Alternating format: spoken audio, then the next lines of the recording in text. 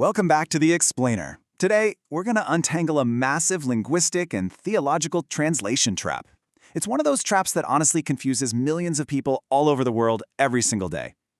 People read translated texts and walk away with this fundamentally altered view of the divine, often projecting our own entirely human limitations onto something boundless. So today we're looking at a core aspect of Islamic theology that almost always gets completely lost in translation. Okay, let's just dive right into the biggest question that inevitably pops up when translating Arabic into English. If the creator isn't male, why do we use a masculine pronoun? Why he? Doesn't calling Allah he automatically mean Allah is male? Look, it's a completely fair question. It's actually a super common one. And answering it is going to unlock a totally new understanding of language itself. Here is what we're going to uncover today. Does Allah have a gender? The differences between English and Arabic grammar. Grammar versus biology. And finally, why Muslims never say she. Section 1. The big question. Let's address this core assumption directly and ask, does the creator actually have a gender? The answer is a flat-out, resounding no. Allah is neither male nor female. You see, in this theology, biological gender is a characteristic strictly and exclusively meant for created beings. Just think about why gender even exists in the natural world. It's for reproduction, right? It exists for the ongoing survival of a species. Humans are created mortals, so we inherently need this. Animals are created. Even angels are created. Everything in the entire universe is created, and therefore subject to these biological categories and mortal needs. But the creator is eternal. Moving on to Section 2. Creator versus creation. To really grasp why biological gender simply doesn't apply here, we've got to look at this strict theological separation. The Qur'an actually outlines this brilliantly in chapter 42, verse 11. It states, "There is nothing whatsoever like him, and he is the all-hearing, the all-seeing." If Allah were male or female, it would immediately mean resembling the creation. Projecting human attributes, like biological sex, onto the divine is seen as a severe limitation of Allah's absolute majesty. Islam teaches the exact opposite, the absolute, total, and unfathomable uniqueness of the divine. When we compare the creator to the creation side by side, the differences are absolute. Created beings have bodies, parents, children, and a distinct beginning or end. Having a gender implies needing a counterpart, right? It inherently implies a kind of dependency. But the creator has absolutely none of these human limitations. No physical body like ours, no parents, no children, no partner, no beginning, and no end. The creator is entirely independent and self-sustaining. So the whole concept of biological gender, it's entirely inapplicable. Which brings us to Section 3. Grammar is not biology. We've firmly established there's no biological gender here, which leads us to the linguistic pivot of our explainer.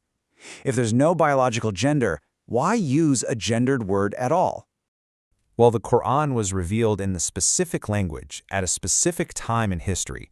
As chapter 12, verse 2 says, "Indeed, we have sent it down as an Arabic Qur'an." Now, this is so important because it is incredibly easy for us English speakers to accidentally view the whole world through an English language lens. We honestly forget that ancient languages operate on entirely different foundational logic. To understand the text accurately, we literally have to stop projecting English grammar rules onto Arabic. This is what I like to call the translation trap. In English, we have so many gender-neutral options for people. A teacher, a doctor, an engineer. You can use the singular they to be entirely neutral.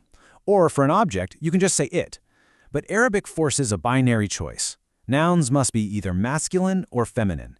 There is absolutely no singular personal pronoun equivalent to the English they, and no respectful singular neutral pronoun for a person or entity. Now, you might be wondering, why not just translate it to it? Well, in English, it is generally used for inanimate objects, right? It completely lacks the immense majesty and respect required when speaking about the divine. It just doesn't work. Because of this structural reality, we have to sever the mental link between two completely different concepts, grammatical gender and biological gender. Grammatical gender categorizes nouns for language rules. It dictates how verbs and adjectives agree with a given noun. But it does not dictate the biological sex of the object. I really want to emphasize this because it's the absolute crux of this entire explainer. Grammar is not biology. Just because a word is grammatically masculine or feminine in Arabic does not mean it's biologically male or female. To prove this point perfectly, let's think about some really common Arabic words. The word for the sun, ash-shams, is grammatically feminine. The moon, Al-Qamar is masculine. The wind is feminine. The book is masculine. And the earth is feminine. Now think about it. Does a book suddenly become a biological male? Does the wind or the earth become a biological female? Of course not. It sounds ridiculous when we apply it to objects.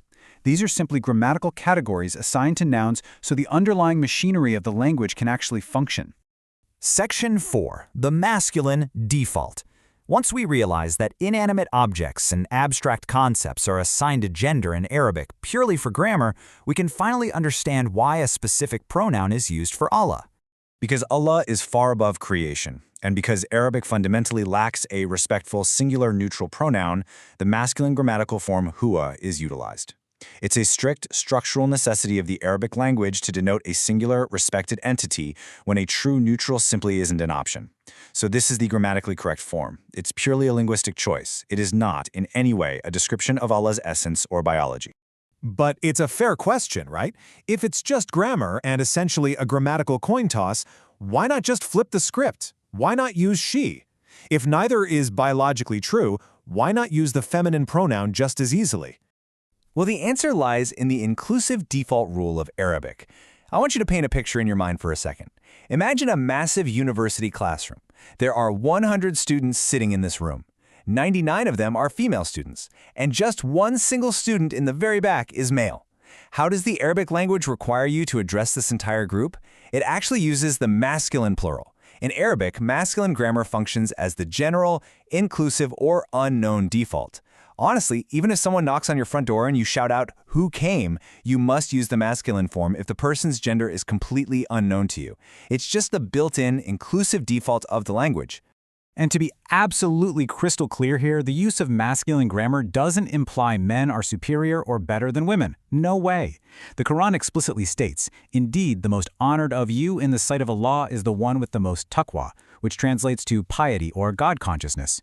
Whether someone is male or female, young or old, rich or poor, divine honor is based purely on faith, character, and piety, never on gender. Section 5. The Principle of Revelation. This brings us to zoom out to the overarching theological principle governing exactly how Muslims speak about the divine. Believers follow a strict, unwavering rule. Describe Allah only as Allah described himself in the Revelation. They did not invent new names or pronouns. You see, translating the Quran is ultimately seen as an interpretation by human beings, which is exactly why Muslims hold so tightly to the original 7th century Arabic. They actively avoid changing terminology to fit modern human ideas or evolving linguistic trends. And that's precisely to prevent the humanization or alteration of the divine over centuries. They worship Allah exactly as the text was revealed. If he implied maleness, then switching to she would simply imply femaleness. Since neither is biologically true, believers stick to the precise grammatical choice that Allah himself used for the Arabic Quran, preserving the timeless language of the revelation perfectly. So as we wrap up this explainer, I want to leave you with a final thought to challenge how you read translated texts going forward. Now that you know the vast difference between biological reality and grammatical structure in ancient languages like Arabic, will you let English translation traps dictate your understanding of the divine? The next time you read a translated text, remember to look past the modern limitations of English and consider the profound depths of the original language. Thanks for joining me on The Explainer today, and keep questioning what you read.